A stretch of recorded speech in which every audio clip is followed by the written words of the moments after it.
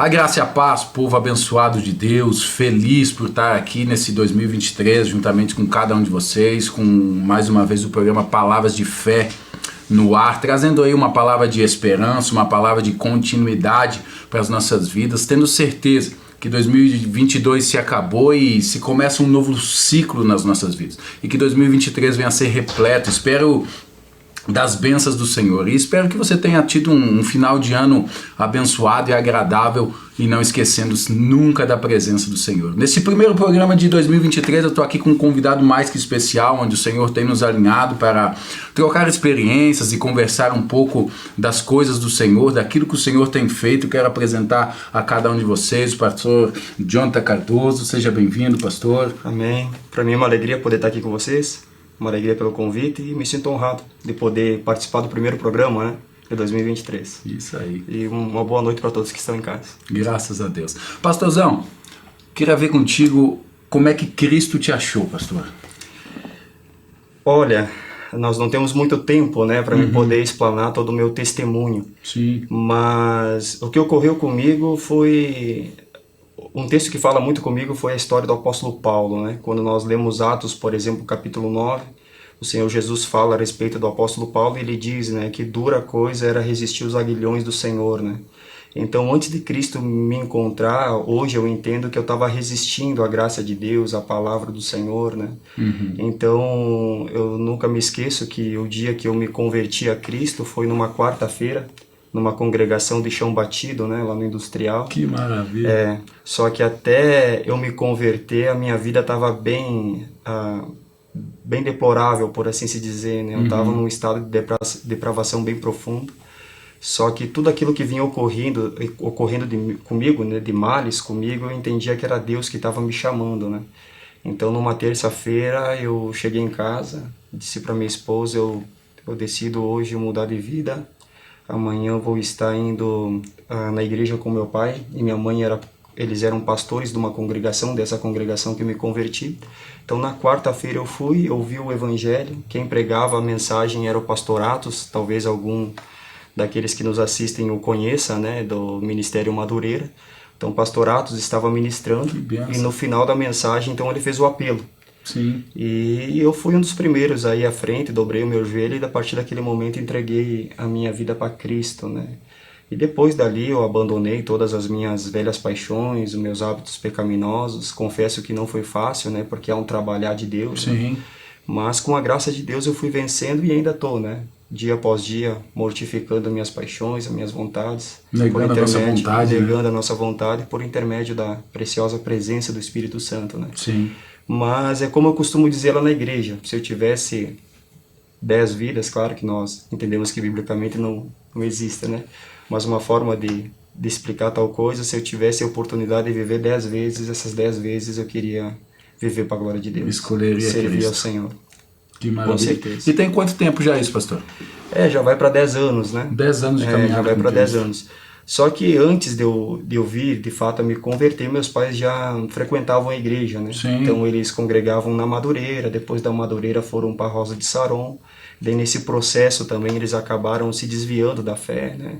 Acabaram tendo um declínio, dando uma parada, depois se reconciliaram e voltaram. Só que nessa parada a qual eles deram, que foi aonde que de fato então fui conhecer mais o mundo, né? Então daí conheci o mundo das drogas, prostituição, coisas nesse sentido. Né? Sim. E chegou um determinado momento que o Senhor ele me alcançou, né? E depois dali, graças a Deus, estamos até hoje aí, servindo ao Senhor. Que maravilha de Deus. E hoje o pastor é pastor-presidente, cuida de uma comunidade lá no 1º de maio, né? Isso. Hoje estamos ali, né? Eu sempre costumo dizer, nós somos uma pequena igreja que estamos ali procurando conhecer a Cristo e torná-lo conhecido, né? Claro. Entendendo o nosso papel sacerdotal, nosso papel no reino de Deus, qual que de fato é o nosso chamado, a nossa vocação, no intuito de pessoas serem alcançadas, edificadas e serem alcançadas pelo Evangelho. Né? Através da palavra de Deus. Através da palavra de Deus, com certeza. A palavra de Deus, eu creio que nesses dias, não só nesses dias, né, pastor? Se a humanidade lesse mais a Bíblia, a humanidade se tornaria um pouco melhor, né? Ah, com certeza. Nós entendemos que a palavra de Deus é a nossa bússola, né? É o nosso manual de fé, ela revela o caráter de Deus. ela traz consigo as doutrinas, que nós entendemos que é os ensinos de Cristo, né, de como nós devemos proceder na igreja, na sociedade, na família. A palavra de Deus tem tudo o que precisamos, né? De como um marido deve tratar sua esposa, de como uma esposa deve tratar seu marido, de como os filhos devem se portar diante dos pais, como os pais devem cuidar dos seus filhos, como o cristão ele deve se portar diante da sociedade, né? Que infelizmente pela falta de conhecimento bíblico e teológico, por assim se dizer, muitas pessoas acabaram se atrofiando a partir do momento que encontraram uma igreja, né? Então elas se isentaram do mundo, fazendo que não venham fazer parte do meio social a qual eles vivem, né? Sabendo que Jesus nos chamou para ser luz, não luz da igreja, mas luz do mundo, né? Exatamente. Então o nosso papel é esse, é cada vez mais procurar conhecer o Senhor e torná-lo conhecido. E não existe outro meio de conhecer o Senhor, a sua vontade, o seu propósito, se não for por intermédio da palavra de Deus. Exatamente. Ela é a nossa busca. Ontem eu estava lendo esse texto, um dos textos que fala da luz do mundo, né? Em 1 João capítulo 1, até o versículo 10 vai contar. Sim. Sobre a luz do mundo. Ótimo. Se nós falamos que estamos em Cristo, que Ele é a luz do mundo, mas permanecemos em trevas, nossos lábios são lábios mentirosos. E estamos envergonhando a Deus. E confessamos que somos pecadores, porque esse mesmo texto vai dizer, e se falamos que não temos pecados, aí estamos chamando Deus de mentiroso. Aí o negócio fica pior ainda. Fica pior ainda. Eu sempre costumo dizer também para os irmãos que a primeira carta de João é como se ela fosse o aferidor de medida para você rever teu coração e saber se de fato você nasceu de novo, né? Porque ele vai falar que a principal característica do cristão é que ele ama. E esse amor que opera no coração do cristão não é um amor segundo os olhos humanos, né? Porque o amor do nosso padrão, segundo os padrões humanos, é um amor egoísta, onde ele ama até enquanto a pessoa tem algo a oferecer. A partir do momento que a pessoa não tem mais nada a oferecer, então ela descarta a pessoa como se fosse uma simples coisa. Sim. Né? Agora, o amor que opera no coração do cristão é um amor incondicional, o amor de Cristo. Então, quando se lê a primeira carta de João, João chega a dizer o seguinte: se alguém diz que ama a Deus, mas odeia o seu irmão, esse alguém é mentiroso e a verdade de Deus não está nele. E depois ele vai mais fundo ainda. Se você odeia o seu irmão, você é um homicida. Como assim um homicida? Porque no teu coração você matou aquela pessoa. Quantas pessoas, talvez tenha alguém agora que esteja nos assistindo, que esteja assim, que esteja preso dessa forma, né? Que esteja com aquela raiz de amargura no seu coração, que não consegue perdoar, que não consegue amar. Talvez você por diversas vezes tenha falado, né? Disse, eu não quero nem ver essa pessoa perto de mim, para mim essa pessoa morreu, para mim essa pessoa não existe. Isso as escrituras chamam de homicídio. Você matou essa pessoa no seu coração. Então, se tem algum cristão, ou até mesmo alguém que ainda não entregou a sua vida para Cristo, que tem esse sentimento, você também não deixa de ser um homicida, porque você matou essa pessoa em teu coração. Então, por mais que a ferida seja grande ou aquilo que te fizeram seja dolorido, te causou algum dano, ora ao Senhor, para que o Senhor prepare teu coração e que você possa remir tal coisa. Com certeza. Melhor coisa para você viver livre. Né? E a melhor maneira de alcançar essa cura é orando pela pessoa que te feriu. Pessoa que te feriu. E é um mandamento de Cristo, sim, né? Sim. Como Jesus diz, que galardão há em amar quem te ama. É fácil demais. É fácil demais, né? É fácil demais. E João, quando começa a escrever essa primeira carta, e ele fala de um evangelho simples, né, pastor? Muito simples. Nos primeiros versículos ele fala uma coisa tão simples, eu digo, meu Deus, a gente não está vivendo esse evangelho. Porque ele fala assim, eu estou passando para vocês o que a gente recebeu de Cristo quando vivemos com Cristo. Isso. Que Ele é a luz, e nós estando nele somos a luz, e Ele vai nos tirar das trevas. Simples assim. Simples assim. Simples assim. Daquilo que vimos e ouvimos, né? Isso. Porque o que acontece? Hoje a igreja está confundindo muito a conversão com emoção. Porque o nascer de novo é algo que transcende a mente humana. Hoje nós percebemos que tem megas igrejas que estão lotadas de pessoas, mas pessoas que por vezes são emocionadas, que ainda não nasceram de novo. Isso. Porque o nascer de novo é algo que transcende a mente humana, é tirar a pessoa das trevas e trazer para a luz. É fazer que a pessoa, a partir do momento que ela recebe o Espírito Santo, ela tenha compreensão do seu pecado, das suas misérias, da sua fraqueza, e ela é levada a profundo arrependimento. E esse arrependimento faz que ela venha perceber que não só ela pecava contra o seu marido, contra o seu esposo, contra os seus amigos, contra a sociedade, mas ela pecava contra um Deus santo. Então, a partir daquele momento, ela começa a rever o seu coração, rever suas prioridades, ela começa a rever os seus hábitos e, principalmente, ela começa a remir as situações com algumas pessoas que ela feriu, que ela machucou. Então, o nascer de novo é algo glorioso, que faz que essa pessoa, paulatinamente, claro que não é do dia para a noite, né? É algo gradual, essa pessoa venha se tornar semelhante a Cristo. Porque isso é o papel do Evangelho. O Evangelho é muito mais que prosperidade financeira. Isso. É muito mais que conquistas humanas. O Evangelho é isso, é fazer que nós venhamos nos tornar semelhante a Cristo. E isso é o foco principal do Evangelho. Sermos cópia dele, né? É sermos cópia de Cristo. Não é ser cópia do pastor, da pastora, do líder religioso. É ser cópia de Cristo. Por que é importante pensar dessa forma? Porque daqui a pouco a pessoa ela quer se tornar semelhante a homens e ela foge da sua da sua própria identidade, por assim se dizer. Ela tem uma identidade dada própria por Deus. Cada um tem. Né? Cada um tem a sua identidade, cada um tem a sua forma de falar, a sua forma de agir, a sua forma de se mover. Só que dentro dessa forma dela agir, dela se mover e de funcionar no corpo de Cristo, como nossa linguagem que nós usamos, ela tem que estar semelhante a Cristo. Isso. Cristo precisa ser visto nela. Sim. E as pessoas acabam confundindo, né? Pela emoção e pela convivência, elas acabam absorvendo um pouco da identidade do seu irmão. Isso. E acaba paralisando as suas vidas, né? Paralisando os seus ministérios. Claro que eu entendo assim que das vezes a convivência faz que a gente acabe pegando alguns macetes daquela pessoa a qual nós honramos, respeitando. Isso é natural, é até louvável tal coisa, né? Isso denota um certo respeito, uma certa honra. Mas a pessoa não pode fugir da sua própria característica. A base não pode ser mexida. Não né? pode ser mexida, não pode ser mexida. Senão ela vai viver sempre num lugar de frustração. Exatamente. E o que tem de cristãos frustrados hoje? Porque a frustração ela começa quando você trabalha para impressionar. Sim. E não para edificar. Porque você sempre vai trabalhar no reino de Deus em busca de querer impressionar alguém. Então você sempre vai viver frustrado. Então você precisa trabalhar para edificar. Quando você trabalha para edificar, você entende que está fazendo para a glória de Deus. Né? Sim, sim. E até mesmo aí acabam se frustrando com o chamado, né, pastor? Porque hoje tem uma confusão na mente de muitas pessoas sobre o chamado. O nosso primeiro chamado, eu acredito assim, pastor.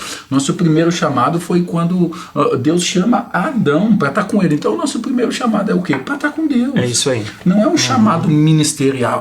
Deus me chamou para ser pastor. Não, a gente está pastor agora. Mas Deus nos chamou para nos relacionar com Ele. Sim. E o nosso propósito, eu acredito assim, pastor, o nosso propósito é nos tornar, como o senhor falou, parecido com Cristo. Isso. E a nossa missão é levar as pessoas a encontrar esse chamado e esse propósito. Encontrar esse lugar. Esse lugar, exatamente. Porque quando se lê Atos dos Apóstolos, por exemplo, eu estou começando a maratonar Atos de novo, e uma coisa gloriosa que você percebe é que uma das prioridades da igreja de Atos não era fazer, mas era ser. Isso. O fazer era a consequência daquilo que eles eram.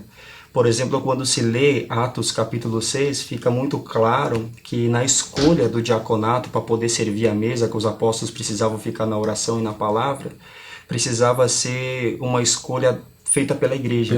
Então a igreja saía no meio da comunidade e buscava homens cheios de fé, cheios do Espírito Santo e cheios de sabedoria. O que isso quer dizer? Homens que já tinham um bom testemunho. Isso. E esses homens com bom testemunho, então, eram separados ao diaconato. Eles estavam mostrando a luz do Já estavam mostrando a luz, já estavam fazendo, já estavam trabalhando, já estavam operando, mas eles tinham características vivas de que, de fato, Cristo havia alcançado eles. Então, isso fez que a igreja olhasse e dissesse, nossa, ali vai um homem de Deus. Ali vai um servo do Senhor, esse homem tem o Espírito Santo, esse homem tem fé, esse homem tem sabedoria. E a igreja então testificava que de fato aqueles homens foram chamados por Deus, né? Então tem muitas pessoas hoje que infelizmente se intitulam, né, ao ministério sem de fato ter sido chamado e vocacionado por Deus, né? Então no reino de Deus é assim, primeiro seja e depois faça. Fazer sempre é uma consequência, né? A vocação vem depois daquilo que você é. É isso aí. Como o senhor falou, pastor, é chamado para estar com ele, né? Isso. Porque só nele a gente vai ser transformado. É só nele. Uma coisa também que eu percebo que nós como igreja perdemos aquela essência do cuidar de si mesmo, porque é uma instrução que Paulo disse a Timóteo. Sim. Cuide do seu coração e da doutrina. Algumas traduções diz cuide de si mesmo. Isso. Então todo cristão genuíno, ele precisa sempre se atentar com o seu coração, porque o nosso coração é mau. O nosso coração, ele se inclina para as coisas pecaminosas, ele se inclina para o mundo, e nós precisamos se atentar com o nosso coração. Rever as nossas vontades, rever as nossas prioridades, aonde nós estamos investindo o nosso tempo, como Paulo diz aos Efésios, né, que nós devemos remir o tempo, porque isso se faz necessário para nós manter o nosso coração puro, porque foi isso que Jesus disse, que os puros verão a Deus. E a pureza, ela vem com reflexão.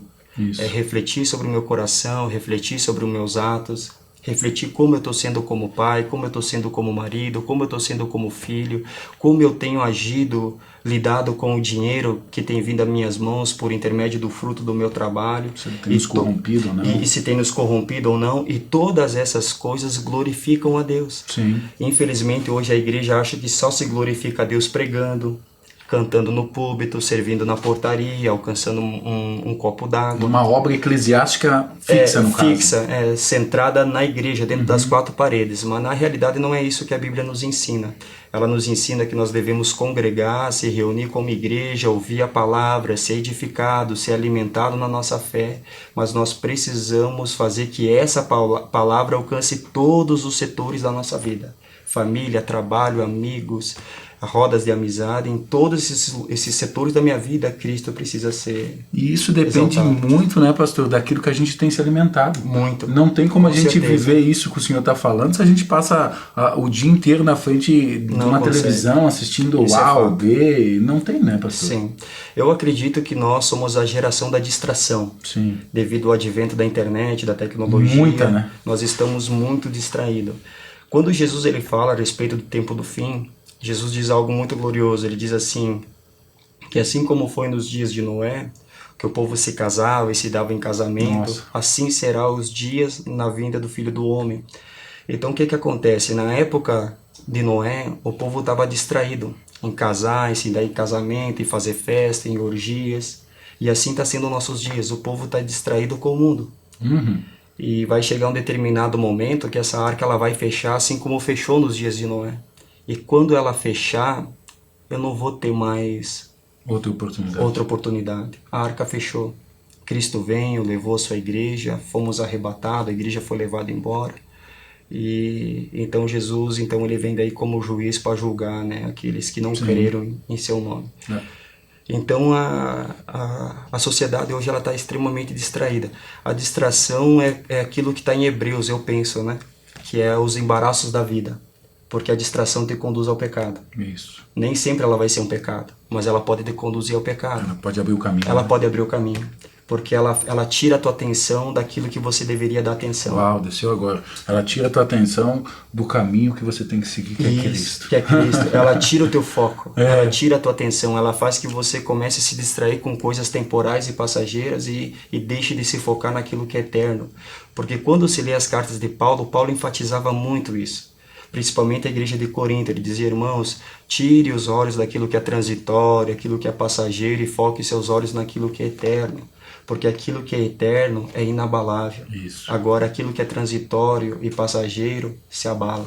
Então não coloque a tua confiança em governos humanos, não coloque a tua confiança no dinheiro, nas riquezas desse mundo. A tua confiança tem que estar em Cristo. E tem que estar em Cristo. Desculpa que eu falo demais. Não, fica à vontade. Faz parte do pastorado. É isso aí. A gente gosta de conversar, né? A gente gosta de falar, quando vê o tempo voa.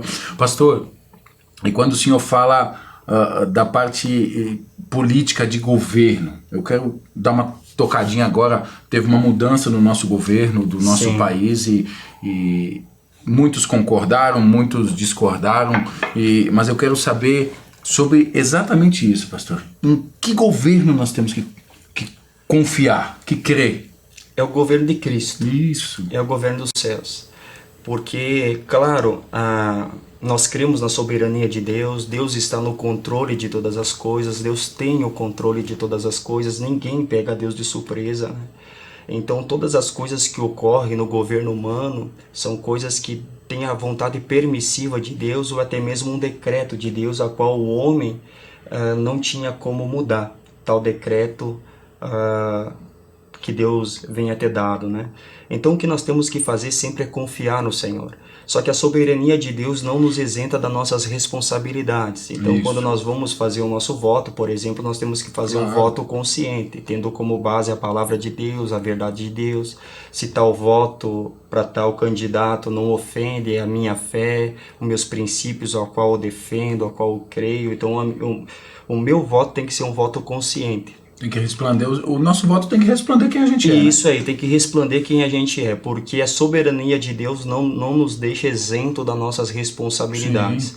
Então, o que nós temos que fazer diante do cenário ao qual nós estamos vivendo, independente do que ocorra amanhã, é confiar em Deus. Entregar a minha vida, a minha família, a minha casa, os meus negócios debaixo das mãos do Senhor. Porque se eu confio em Deus, eu entendo que Ele vai prover tudo aquilo que eu necessito. É como Jesus diz em Mateus 6, né? Buscai o reino dos céus e a sua justiça, e as demais coisas lhe serão acrescentadas. É uma promessa de Cristo. Aquele que busca o reino dos céus jamais terá falta de nada. Independente da circunstância, da situação, do momento, do cenário que você esteja, o Senhor está contigo. Então o governo que a igreja defende com unhas e dentes é o governo dos céus. Dos céus, exatamente. É o reino dos céus. É para isso que trabalhamos e isso que nós batalhamos. E como o salmista diz, né? Eu não me recordo o nome do salmo, mas ele diz, eu nunca vi um justo desamparado, né? É isso aí. Sua descendência mendigar o pão. É nele que a gente tem que confiar, Com porque certeza. a Bíblia tem muito. Se a gente não confiar em Deus em dias difíceis ou em dias bons, a gente não está exercendo nossa fé. Porque a Bíblia está cheia de exemplos que nas horas mais difíceis Deus se manifestou. Isso aí. E quando eu escuto as pessoas dizendo, sabe, pastor, essa geração é a geração mais fraca de crente que já existiu na face da terra. De certa forma eu me alegro, pastor, porque Deus tem uma quedinha pelos fracos. Deus só chama os pequenos, então se a gente é os mais fraquinhos, glória a Deus por isso. Porque Deus vai levantar essa geração no nome de Jesus. Deus, ele trabalha com os improváveis. Isso aí. Pastor, uau, 22 minutos já. Deixa uma palavra aí para 2023, para o povo recebeu, qual a tua visão para esses dias, o que o povo tem que fazer para se aproximar mais de Deus. Eu sei que é pouquinho tempinho, mas deixa uma palavra para o povo aí para 2023 ser mais perto da presença de Deus. Então, meus irmãos, você que está na sua casa, está nos assistindo, né? A palavra que eu tenho para deixar para você é que nesses dias tão difíceis a qual nós estamos vivendo, que você constantemente reveja sempre o seu coração, reveja a sua alma, aonde você tem depositado o seu tempo, aonde você tem inclinado o seu coração, qual tem sido as suas prioridades. Comece a olhar as coisas boas que Deus tem colocado à sua volta, sua família, seus filhos, esposa, marido. Olhe para sua casa, olhe para sua família e se precisa rever alguma coisa, assim o faça. Não deixe que esse presente século roube a tua esperança, roube a tua fé, traga medo ao teu coração. Jesus, por diversas vezes nos evangelhos, ele diz: não temas, para que nós possamos sempre confiar em sua palavra, confiar em suas promessas. Então, independente da circunstância a qual você esteja vivendo, talvez seja algo muito difícil, eu quero que você confie no Senhor. A minha oração é essa: confie no Senhor, confie em suas promessas, dê graças a Deus pela circunstância a qual você esteja vivendo. Eu sei que é difícil, né? Mas é uma orientação bíblica, como Paulo diz. Dê graças a Deus em todas as circunstâncias, porque essa é a vontade de Deus em Cristo Jesus. Então, creia no Senhor. Não viva por vista, viva pela fé. E se porventura você que está me ouvindo, você ainda não entregou a tua vida para Cristo, eu peço que hoje você tome essa decisão de entregar a vida para Ele. Isso. Talvez o Senhor esteja agindo com você, assim como agiu com o apóstolo Paulo e agiu com muitos homens de Deus. Você esteja resistindo à graça de Deus. Deus tem lhe chamado e você tem resistido. Deus tem te dado diversos livramentos de morte, acidente, em festas, enfermidades. E em meio a todas essas circunstâncias difíceis, talvez seja Deus lhe chamando para que você entregue a sua vida para Ele e de fato venha viver para a sua glória, porque a nossa vida não consiste apenas nas coisas desse mundo. Há um lugar eterno que nos espera. Como diz Pedro, né? A nossa pátria não é aqui, a nossa pátria é celestial. Então não confie nas coisas temporais e passageiras. Confie no Senhor. Entregue a sua vida para Cristo. E com certeza você terá uma vida em abundância. É como eu costumo dizer, aquele que está fora de Cristo, ele não vive, ele sobrevive, porque ele não tem uma esperança, ele não tem uma fé firme. Agora aquele que está em Cristo, ele vive, porque somente ele prometeu vida e vida em abundância. Eu posso garantir para você que não há vida melhor do que essa, do que poder servir a Cristo. Amém? Então que o Senhor alcance a tua casa, alcance a sua família, e não se esqueça de rever o seu coração, rever as suas prioridades, e com certeza nessa reflexão que você fará, Deus falará com você. Amém? Tem mais quantos minutinhos? Tem mais 6 minutos, 5 minutos, isso. Outra coisa também que é importante sempre frisar, que quando Paulo escreve para Timóteo, ele diz para Timóteo: Timóteo, reflita em todas as coisas que eu tenho lhe dito, e o Senhor lhe fará você compreender todas essas coisas.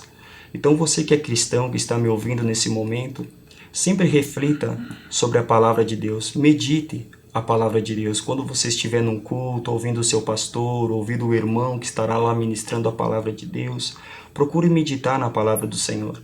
Procure extrair dessa palavra o máximo que você puder para nutrir a tua fé, nutrir o teu coração, porque isso fará bem para a sua alma, isso fará bem para o seu coração. Então, sempre que possível, tire esse tempo de reflexão e reflita sobre o seu coração, tendo como base a palavra de Deus, que é a nossa verdade, que é a nossa bússola. Amém? Que Deus lhe abençoe. Amém. Glória a Deus. Meus queridos, você que essa palavra falou contigo nesse momento, que essa palavra tocou o teu espírito, tocou o teu coração, eu quero te convidar nesse momento a fechar os teus olhos. Eu vou pedir para o pastor Jonathan fazer uma oração pela tua vida. Se possível, se está no carro, para o carro. Se está na sua casa, feche seus olhos. Se possível, dobre seus joelhos e eleve o teu pensamento, eleve o teu coração no Senhor. Pastor, faça uma oração pela vida dessas pessoas em nome de Jesus. Amém. Oremos ao Senhor então. Pai, graça nós te damos, Senhor, por esse momento tão precioso que nós tivemos aqui nesse fim de tarde, Senhor, onde nós podemos falar um pouco a respeito da Tua palavra, a respeito do Teu propósito. Mas nesse momento, Senhor, nós oramos por todos aqueles que nos ouviram, Senhor, nesse momento, Senhor. Suplicamos a Ti, Senhor, que o Senhor alcance, Senhor, estas famílias, alcance esses lares, essas casas, Senhor, em nome de Jesus Cristo. Que o Senhor alcance, Senhor, o coração daqueles que nos ouviram, Senhor, aqui nesse fim de tarde, Senhor.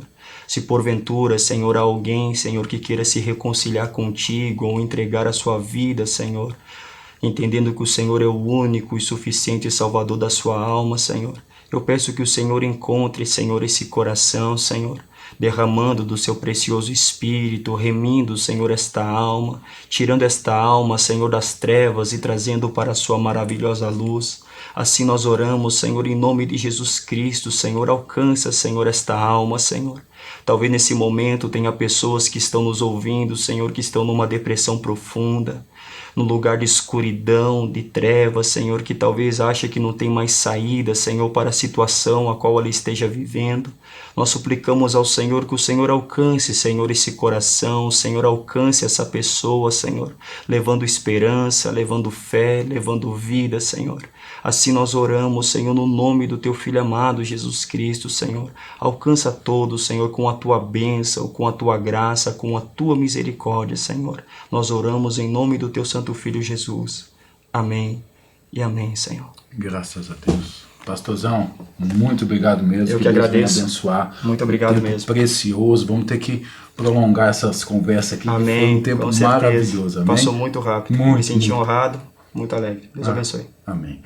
Meus queridos, obrigado por ter ficado aqui conosco até esse momento. Compartilha, meu querido. Envia essa mensagem até vidas que estão necessitando de uma palavra de ânimo, uma palavra de fé. Amém, meus queridos? Até o próximo programa. Que Deus venha abençoar a vida de vocês poderosamente. Fiquem todos com a graça do Eterno. Até o próximo programa. Shalom.